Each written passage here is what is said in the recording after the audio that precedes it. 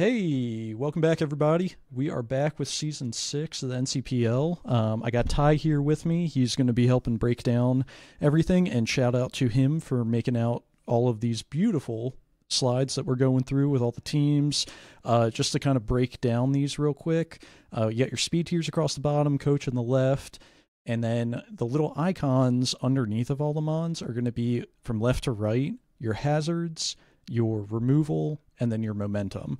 It's going to be the same icon for everything. As you can see, like Cobalion has the icon for momentum there. It doesn't get U-turned. Meanwhile, Rillaboom does. It's the same picture. You guys get the gist. So yeah, the concept of these videos is just kind of giving a summary of the team, our thoughts about it, and kind of identifying weaknesses and strengths that we're going to see throughout the weeks, possibly highlighting areas that can get patched up in like free agency, and maybe some like strong things that we kind of want to see, like, I guess, highlighted throughout the season. So yeah, we're just going to hop right into this and start off with the coach of the Baltimore Corviknight, Berg. And I'll kind of take the reins on this one because I was in Berg's ear pre-draft and kind of laid out a little bit of like a script for him to follow. Palafin is his mon. I don't think there's anybody else in the league who would really like play to Palafin's strengths better than Berg will. So I'm really excited to see that in his hands. And the concept is just build around Palafin. So, you know, you want your fire, water, grass core filled out, and you want to do it in like a bulky sense. So a perfect pair would be Rillaboom. Palafin loves to run substitute a lot of weeks, or if it's running like banded wave crashes, that passive grassy terrain recovery is really useful. Also has momentum, covers Palafin really well with electric and grass type attacks. And then because he went Rillaboom round 2, Lando Eye is like the obvious fit for a good ground type here. It was either going to be Lando Eye or Sandy Shocks if Lando Eye got sniped. But of course, you want a ground type that's not going to be affected by grassy terrain. So having special Life Orb Sheer Force boosted Earth powers is going to go pretty well right there. Plus more momentum, electric immunity for Palafin. You guys get the picture. Berg loves Skeledirge, so that was another easy fit on the team. And his two Terra captains, both are super bulky on kind of different spectrums, right? Gudra specially defensive and Colossal physically defensive. He can even bring both of those in the same week. Gudra doesn't have to Terra, and I think that's one of its biggest strengths is that it always has it in the back pocket, so you're scared to click like those fairy and ice type moves into it because it may go Terra Steel, but it doesn't always need it because it's so fat. And then Colossal gets a ton of mileage out of Terra, especially like a lead set with that Terra Ghost. That's why that one's on there. It doesn't necessarily patch up a weakness other than fighting, but being able to be a spin blocker and a spinner in the same mon is just like a ton of value. But yeah, other than that, Grimmsnarl and Cyclizar, just great utility mons. I think Palafin behind screens is going to be a freaking issue. And Mimikyu, of course, there to be just a nice little wall breaker, something Berg is really comfortable with, and I think is just going to be a pretty easy fit on the team. I don't know, from an outsider's perspective, obviously I was really in depth with this draft process. How did you feel about Berg's draft? Hey guys, by the way.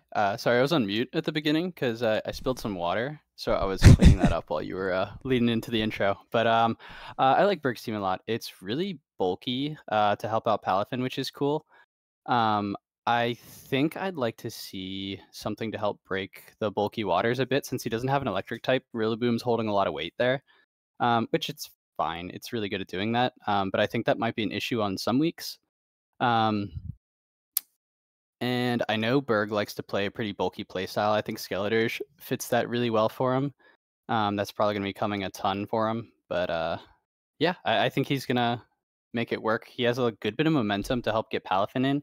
And he also has a lot of momentum that, like, he can run his Cobalion pretty bulky or his Grimmsnarl without Prankster and do like a slow parting shot or slower volt switch from Cobalion to get Palafin in, which is cool. Absolutely. Um, but yeah, Gudra is an awesome Terra captain. That's going to be super scary. And like you said, it doesn't even have to Terra to be good. Mm-mm. Yeah, I mean, I've told you this before, but I think Gudra is one of like the nastiest mons to prep against, because you have to basically put 252 in every one of its stats in the calculator to get a actual idea of what you're gonna do to it. Because every week it could be max speed, max special attack, running like Specs Draco. It could be max Fizdef. It could be max Spadef AV. You just have to prep for literally everything, and it is such a pain in the butt. Plus all like the coverage moves it gets too. I mean, it does suffer a little bit from like 4 move slot syndrome, but that's always going to be a good problem to have. But yeah, this is a really strong team. I think it's Berg's playstyle. I'm excited to see him use it. Yeah, and another cool thing is that a lot of mons can go mixed on this, or at least go special one week and physical the other, because he's got quite a few mons that can do that. For sure. Yeah, that adds another layer to the prep too. You know, you think about how strong Lando Eye is, and most weeks it's going to be special, but it can definitely catch you off guard with some physical sets too, off 125 base attack. Yeah, we'll just go on to the next one here. We're going to keep this thing moving. Don't want to go too crazy in depth, but we'll go on to the next one here, which is going to be Effingham. Ty, you want to start off with E's team?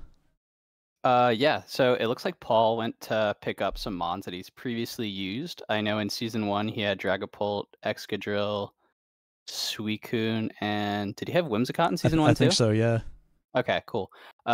Which all look like huge players in his team this season. He actually made Whimsicott his Terra Captain, which is really fun. Since it's so fast, going Terra Fairy helps give it a little bit extra oomph to make up for its mediocre special attack.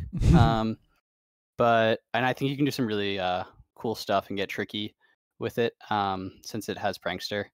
Urshifu is a really cool combo with Dragapult as well.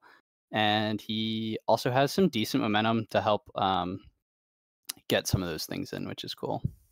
Yeah, I think Terra Whimsicott is definitely one of the better Terra captains, just from like how much utility it has. And since that's his only Terra captain too, he doesn't have to worry about like potentially bringing another Terramon.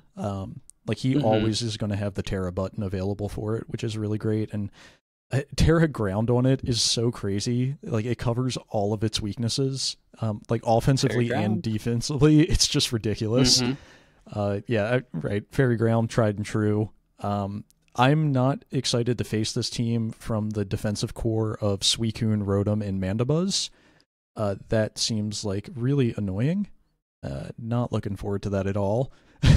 And then not even to mention all of the crazy strong hitters with Exca, Urshifu, Dragapult, Monkey Dory.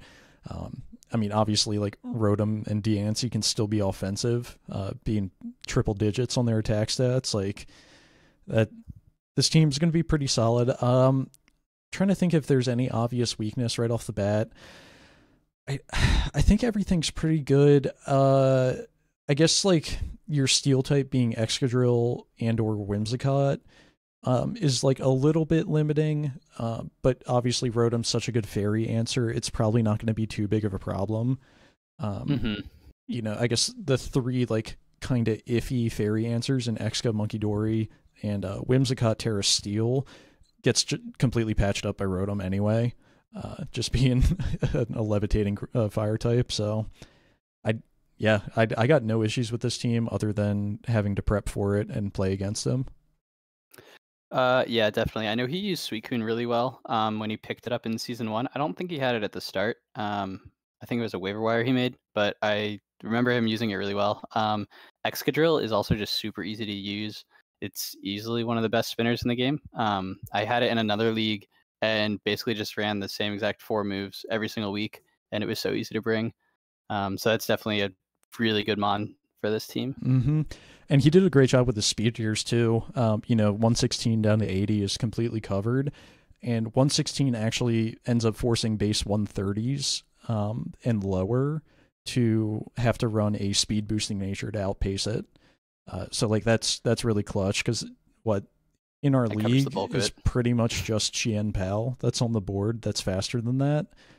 And obviously you still have Dragapult at the top end, which one of my favorite sets with that is running Choice Scarf and either mixed attack, so you can go pretty much max in attack and special attack, or a mono attacker, so just like special attack moves, but you can run so much HP that this is just a super effective Scarf pivot. So I definitely want to see some of that this season out of it. Yeah. Also, screens don't really do much to E because he has Infiltrator on Dragapult, and then Urshifu just doesn't really care about it. And he has a really good defogger too, so that's an annoying thing when playing him. Yeah, that and like obviously Rapid Spin being buffed, where now it gives that plus speed. He probably wants to run that most times anyway on Excadrill, but like you have one of the most reliable defoggers probably in Pokemon history and Mandibuzz on your team too. So you definitely don't have to run Rapid Spin. Yeah, definitely.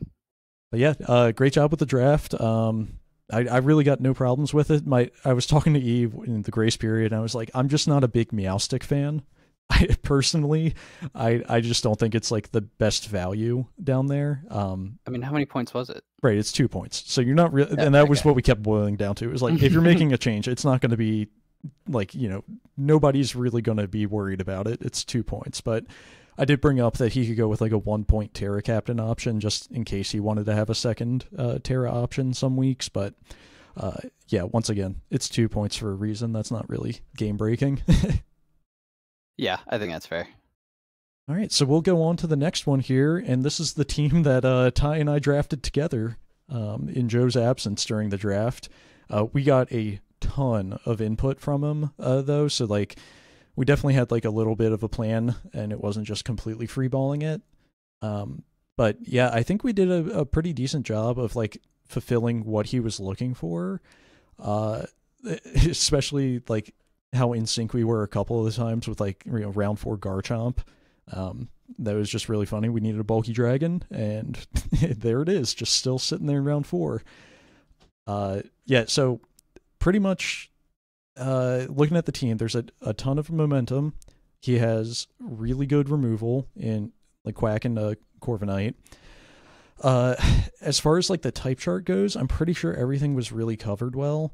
And I can't remember exactly like a little bit, but to. like mostly was because of Thwacky tossing it off a little bit. And then he's also pretty weak to flying, which also doesn't help with Thwacky.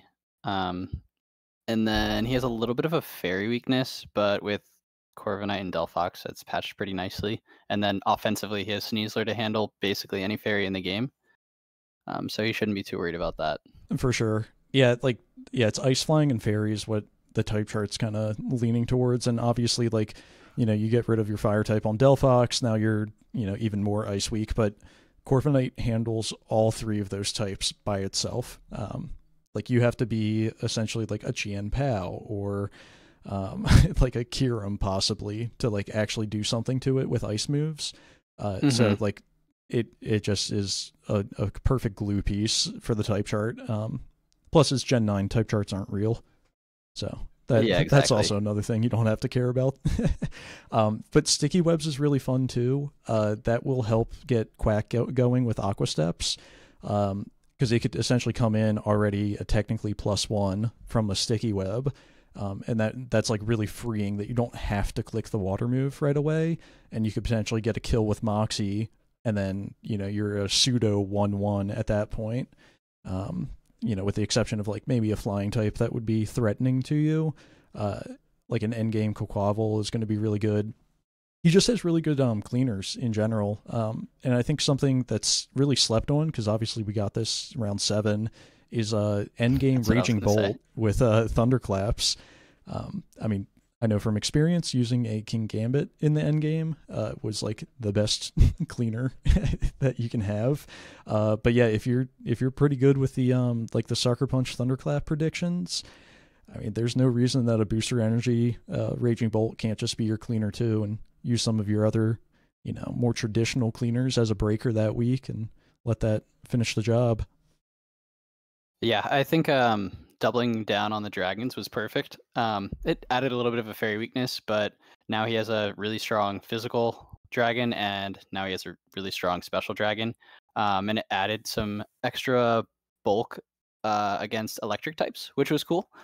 Since we started off with 2 Mons weak to electric and Quickwave and Corviknight, which are likely coming pretty often. Um, and Joe also mentioned that he wanted some priority and momentum. So Raging Bolt fit that perfectly. And then I also really like his Terra Captain in Delphox. I think Yes. it's going to be really versatile for him. He can run it pretty bulky if he needs to, or just go especially offensive and blow through some mons. 100%. I feel like people forget Delphox's speed tier. You know, it's 104. Like, that's It's a really cool one. solid. Yeah, like, essentially anything faster than Garchomp is kind of the benchmark for calling something fast. So yeah, that's definitely going to have a lot of like end game opportunities too. So like that just makes the team really flexible in what you want to use throughout the game, and you can even go into the game not even having a plan for this is going to be my sweeper, this is going to be my cleaner, whatever. You can just come in and play like a bulky offense style, chip things down, and then you have all of these pieces that all of them can end up functioning as that cleaner role and kind of end the game. I definitely want to see some Grassy Seed unburden Sneasler sweeps, though. That would be really cool. I'm glad that his Terra Captains worked out well to be able to support the Sneasler. It would have been really unfortunate if we weren't able to grab the Thwacky for him. But it worked out nicely, and that's just another thing you have to be prepared for is the low point Terra Captain there, because on a lot of teams it's pretty easy to count those out. But this, since it supports Sneasler so well, it can easily just win the game right there with it. And some Grassy Terrain Scarf Seed Flare sets out of Shaman. That's definitely going to do some damage too. Yeah, Shaman's another mon that can be really annoying with its seed flares. And it's also really bulky, which is really nice. Absolutely. Plus, like Healing Wish to, you know, try to get another sweep going with like Quack. Use it early game, Healing Wish it back up, try it again. Yeah, I mean, that could help out a ton of mons here. Like, if you ran a bulky Garchomp and just basically give it a reset. Right, yeah, Tank Chop that can't die. And we know the core of Garchomp plus Corviknight is just super, super solid, covering each other defensively. So it's going to be really annoying with him pivoting around, and you always have to keep the pressure up to not let one of those offensive mons come in. I think his team has a lot of snowball potential, which could be a hassle to deal with. Yeah, well, I don't think I play him this season, so good luck everybody else. All right, we'll go on to the next one, and it is going to be the Dreamville Dons, our first of our two new coaches. Everybody welcome Don Schneck into the squad. Don has probably more draft league experience than everybody in the league combined. So, you know, bring your A game when you're playing him. And as you can tell from this squad that he put together, he knows what he's doing. Pretty much it started with Urshifu just being like, yeah, we allowed it. A lot of leagues actually ban it. We played with it last season. It was obviously good, but I don't think it was broken by any means. So then we got Spectre complementing that. So another mon that's also banned in a lot of leagues. I used that myself. I definitely don't think it should be banned, and actually we didn't even have it in the highest point tier. It doesn't necessarily get walled by every normal type, but it definitely has some hindrances with that poor coverage. And maybe I was a little more lenient into it this season because I didn't have a team that really highlighted its like cleaning potential since I used King Gambit in the end game a lot of weeks. But if you let that thing get a Grimnay up or two, or maybe like a Calm Mindset, get it boosting a little bit, now that coverage is less of a problem, and it's, you know, draining kissing itself back to health. But yeah, otherwise, kind of going down the team here, Iron Moth is just, you know, a classic draft league role. We're probably going to mention this in a lot of episodes, but a grounded poison type. And the reason that's important is because if somebody doesn't have a grounded poison type, and say they only have rapid spin potentially as their removal, right? You can throw up toxic spikes very free into them, and at least one thing's going to get poisoned, potentially toxic if you get the second layer up. So that is something that a lot of people always try to do, is get a grounded poison type on the team, and Iron Moth is actually a really good complement for both of the first two mons. You know, it can definitely break some special walls for Spectrier, and then it's just like a really it's like a perfect fairy answer for Urshifu, really. Um, which leads into Empoleon being another fantastic fairy answer. So you kind of see the theme of the squad here. Um, Originally, he went with Latios. Lando T added a little bit more utility to the team and saved him a couple points to be able to beef up the rest of the squad on the lower end. Let's see. The obviously electric immunity for Empoleon gives him a great hazard user. Plus, like, I mean, if you've ever seen Lando's T stats, 145 attack and 91 speed, this thing is definitely viable banded and scarf too. Even though it's very solid defensively. Let's see what else we got here. Don mentioned that he wanted a lot of like roll compression throughout the squad, and you can already see that in the top line, but the bottom line really gets a lot of that too. As you can see, the momentum, the hazards, and everything on all the other mons. He did snipe you with the Serena in Grace Period. I know. Yeah, it's all right. That's pretty tough. But yeah, if you want to talk about Serena and Mesprit a little bit and why they're so great. Yeah, I had Serena last season, and it was such a reliable spinner. I loved running Assault Vest on it.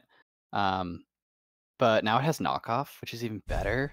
Eh, since it's his only hazard remover, that's a little unfortunate, but I think it's one of the better ones around, so I think it's probably okay. Um, and he can run boots on a lot of these mons, which isn't too big of an issue. And then Mesprit is such a versatile captain. It can do basically anything since its stat spread is so evenly distributed in such a good way. Right. The 80 speed tier's a little meh, but outside of that, I mean, it's a hassle to deal with. Yeah, and like it's the same price as Uxie as a Terra captain. And I think like adding like the Terra onto it basically kind of bridges that gap. Plus, it gives you more offensive power anyway with the stats. So, if you come in base psychic type and then you switch to fairy, like a Weavile that came in and is looking to click knockoff on you is now only going to do like 15%, and you're going to hit it back with a Terra Blast or Dazzling Gleam or whatever. Yeah, I think one thing I noticed here with Serena being the only hazard remover, and Empoleon being a competitive mon, so if you defog into it, it's going to get +2 special attack. I think people are going to be very incentivized to bring hazards into him a lot of weeks, and that's definitely going to like hinder Iron Moth in like how many rolls it can actually do. Yeah. Right. Like it can come in with booster energy and then it's just going to break and die, or it's going to be your endgame cleaner with booster speed and that's all it's going to do.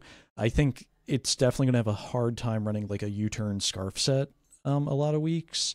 And even like a spec set is probably going to be a little tough on it too, because after it takes hazards, it's probably going to get revenge killed by a lot of faster things anyway. Or priority. Yeah, and definitely priority. Sucker Punch is doing 1 gabillion% to it. But otherwise, like, I think the breaking power of Thorns and Executor is going to be really useful for his first 2 months. I think that's the overall theme of the team is just like, I have dudes that are going to do a ton of damage, and that Blissey you got, that Corviknight you have, they're going to take 70% and they're not going to be able to live another hit from one of my actual cleaners. And obviously Banded Wicked Blow can serve as a plenty well of a breaker for everything too. I think he did a great job with this draft. The Grace Period moves I think were really clutch as well. I think they were really helpful. Landorus was a huge improvement to the team. I love Latias, but Lando fits this way better. And it adds some extra bulk with Intimidate. Since a lot of the Mons are going to be running pretty offensively, Intimidate helps that a little bit. Yeah, right. And that gives you a little bit more leeway too with some of your sets. If you're able to use that as a pivot, get an Intimidate down, and then you can set up with something else. That would be... It's tough to prep for, game plan wise, but if you're able to pull that off, that can get a ton of mileage. Yeah, absolutely. Especially with Spectre and Urshifu. I know you had mentioned that maybe they weren't too broken last season, but they were also on teams with the 2 kill leaders of the season, which were Hmm. Terra captains. So, like, I think in a low tier format, these 2 are gonna be crazy to play against. So we'll see how it is this season, but I think Urshifu and Spectre are gonna be pretty solid this season. Yeah, and the last one I wanted to mention is he actually bridged the speed gap with Ambipon at 115. I really like Ambipom. I think it's a really good mon at that price point. Mm-hmm. Yeah, his speed's completely covered across the board, which is really hard to do when 130 is your top mon. That's Mhm. that's like unheard of. Uh, but yeah, I want to see some Terra Dragon Dracos off of that Executor. Yeah, Executor's a really solid low tier captain. Obviously the Fairy, Steel Dragon, Terra types are a staple, but they fit it really well. 125 special attack is a lot for what, a 4-point captain. Right. So yeah, Yeah. it's going to be pretty dangerous. It's a good low tier captain that fits his team really well. I think like the one saving grace is like probably 8 times out of 10 you want to go Terra Mesprit, which is really nice for revenge killing Executor if he already burnt Terra. Because if you're trying to figure out what you're going to do to revenge kill the Executor and it goes Terra Steel on you and then blows you up, that's not a good look. Oh, one of the things I wanted to say about Mesprit too is that when you're playing against it, it can be difficult to scout what kind of set it is because since it's so versatile, you can't really tell if it's just going to be an annoying, bulky set or if it's going to be physically offensive or specially offensive, and not to mention its Terra type too. Hmm. So that's going to be a hassle to play against. Right, yeah. I mean, we're probably going to see like a Scarf Healing Wish set at some point, and then he's going to have like another setup opportunity with like Spectre or Urshifu, and it's just going to be a total pain in the butt. And especially for Yeah. like Landorus as well, like we mentioned with Healing Wish into Garchomp, like you run Hmm. defensive Landorus, get the Healing Wish back, and that pivot doesn't leave. Yeah, which helps a lot because I think Empoleon, Landorus, and Serena are going to be playing a pretty big role in how the defense works for this team. Hmm. Um, so that could help out Landorus a lot. Yeah, I guess Empoleon has Roost now, but and I mean most Hmm. times I guess you think of Serena as using AV, but I guess it could be like Boots synthesis. But Hmm. you know, most of the time you'll have 2 mons that aren't going to have reliable recovery, so like that would be really useful.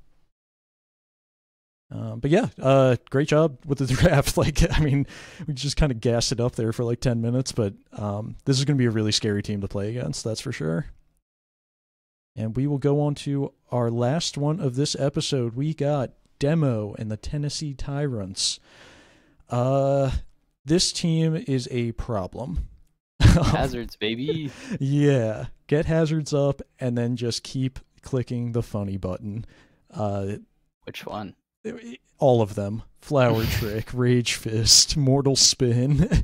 Yeah, this is just going to be ridiculous. I've been talking to Demo a little bit about his team and like trying to prep for week 1.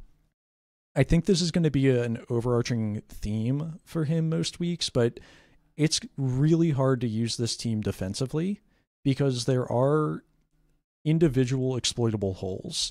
And I'm not going to dive too much into what we found that Cordell could use this week. But like, you know, we'd talk about a concept of a team and then boom, this one set on this one mon, just like 6-0s. And I think that's going to end up being a problem throughout the season. But on the other hand, what can you do to prep defensively for this team? You really can't. He has so much hazards and like abilities to deny it with Defiant, Annihilate, and Tornadus, and then he's got obviously the Ghost type Spin Blocker Annihilate, which if you don't spin into it and you hit it with a move, now you're boosting Rage Fist. Like that's just so annoying. Hazards are going to be really, really frustrating. And then if you were like, all right, I'm just going to have hazards up, but I'll just get mine up on his side. Well, he's just going to spin it away with Mortal Spin and Magic Bounce. Like you're not winning that battle either. So I think for the most part, he's going to have to use this team very offensively, and Like, I mean, that's just, it's difficult to prep for and against. So like you may be able to get him in a down week with something that he wasn't able to fully patch up defensively, and then without keeping the momentum up, it ends up coming in, setting up, and sweeping. I'm really excited to see Deoxys speed, though. We haven't seen that in the league since like season 2, I believe. And obviously, we were just talking about Mesprit and how much it can do. Talk about another mod that can do pretty much everything. Setup. I mean, we were looking at some of the calcs too. You throw max HP on it, now it's living a lot of hits, and it can pivot around and be annoying. So yeah, with its speed, it can run so much bulk because you can just have it EV to run out some Scarfers and throw the rest into HP, and you're good to go. Just ridiculous. I think the top 3, like that core's probably coming most weeks. Just the momentum from it, the braking capability, and then like the cleaning capability of all 3 of them, really. Annihilate's more of a setup sweeper with like a Spadef set and bulk up, and then it just starts rage fisting through your face, and you can't even go into your normal type because you'll just catch a drain punch or a close combat. I was really high on Meowscarada. I thought about drafting it. I was like really on the fence round 2. I wanted to try out a different mon, but Meowscarada is really high on my list as a cleaner, especially now that it has triple axle with Protean boost. It's a very cool cleaner. Oh, it's so good. Plus, like, you can run Overgrowth some weeks with the Sash set and get boosted flower tricks. You can, Protean Dark or Sucker Punch your way through everything. And then his 2 Terra Captains, 2 of the better ones for sure. We've seen the Dunsparce in other leagues put in work with Terra. You really don't need to like think too hard with it. As far as like using it, you just find a good set and run. But on the opponent's side, you don't know if that's going to be like a coil body slam set. You don't know if it's going to be like Specs Terra Normal Boom Burst. It can be like Terra Fairy and set up Calm Minds in front of you. Like, for such a silly looking mon, that thing is so annoying. Yeah, not to mention it has glare, which is also really annoying. I didn't even want to bring it up, but yes, everybody beware. Your ground types are not safe. One of the cool things I like about this is that Deoxys and Meowscarada hate taking U-turns. So you're incentivized to run U-turn versus those, but you don't want to U-turn into Annihilate or into Glamora or into Magmortar, which is really cool. There are some pretty severe causes from U-turning into those, which is awesome. So it's gonna force people to either just not run momentum or or pay for the consequences, because those rage fists and toxic debris are going to be annoying. Yeah, I mean, it's going to be a true hyper offense like style for demo, but it's also going to have to be countered by hyper offense, where you're making doubles, you're making predictions on switches, because like you said, you cannot afford to U-turn. So if you want momentum, you're going to have to just make the god read and switch out and figure it out. So I play demo later in the year, and I'm not looking forward to that. I'm gonna have to get pretty creative, and then even if you wanted to do like a trick room thing to take advantage of all those fast mons, he's just gonna come in with Hatterene and take advantage of that himself. So yeah, I'm excited. I really like Vaporeon. I think it fits pretty well. It getting Flip Turn is huge for it. I think it's going to be able to heal up Annihilate super well. That is going to make it really scary. I'm also really excited to see how Magmortar does. Again, another really good low tier captain. It's pretty similar to Alolan Executor and how they're going to play. But yeah. Yeah, cool team. There's Terra types too that kind of paints the picture of what you're going to see out of it.